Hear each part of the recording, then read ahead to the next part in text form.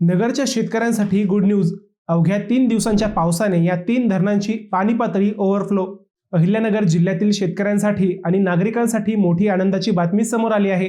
अवघ्या 3 दिवसांच्या मुसळधार पावसाने कुकडी प्रकल्पाच्या पाणीसाठ्यात मोठी भर पडली असून येडगाव, वडज आणि चिलेवाडी ही 3 महत्त्वाची धरणे ओव्हरफ्लो झाली आहेत.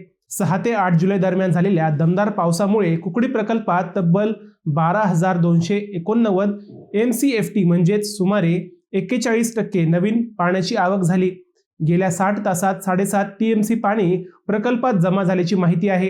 घोड धरणात सध्या 30,000 क्युसेक्स वेगाने पाण्याची आवक सुरू असून त्याचा उपयुक्त पाणीसाठा थेट 62% पोहोचला आहे.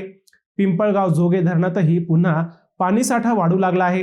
दरम्यान येडगाव धरणातून विसापूर तलावाकडे 500 क्युसेक पाणी सोडण्यात आले आहे. ही मागणी आमदार विक्रमसिंह पाचपुते यांनी जलसंपदा मंत्री राधाकृष्ण विखे यांच्याकडे केली होती.